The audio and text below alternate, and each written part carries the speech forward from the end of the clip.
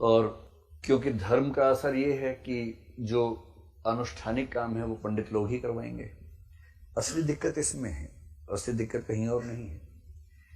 यह व्यवस्था कि आपको कोई भी धार्मिक काम करने के लिए पंडित जी की जरूरत है, असली संकट दिव्यकीर्ति जी मैं बताता हूं आपको। असली संकट ये है कि ये रहा भोजन और ये रहा हाथ और ये रहा मुंह।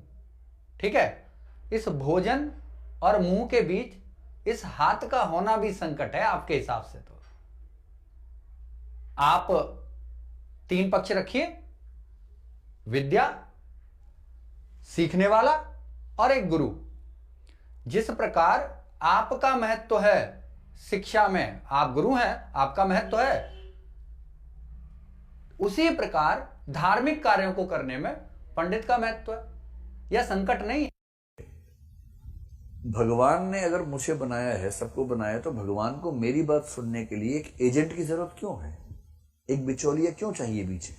दिव्यकीर्ति जी कि भगवान ने हमें और आपको बनाया, अब भगवान इतना निर्दयी कैसे हो सकता है कि उस विद्या को प्राप्त करने में, जो कि भगवान के द्वारा ही बनाई गई है, आप जैसे एजेंट की क्या आवश्यकता है?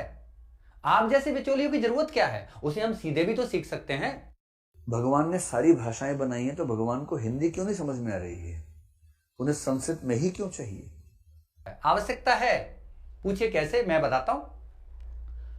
संस्कृत तत्कालीन परिस्थितियों में आम जन की भाषा थी। ये हिंदी जिसमें कि आप समझा रहे हैं, हिंदी जिस भाषा में कि आप बोल रहे हैं, इसकी मां है संस्कृत। इतिहास को भूल थोड़ी नहीं जाएंगे आप, इतिहास को खत्म थोड़ी नहीं कर सकते आप।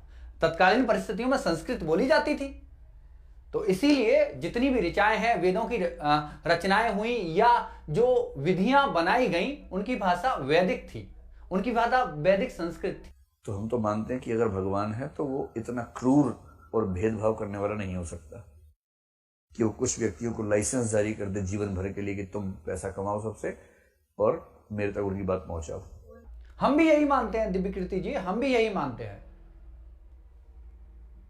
उन्होंने, भगवान ने विद्या बनाई, उस किसी विद्या में आपको तो बहुत पारंगत कर दिया।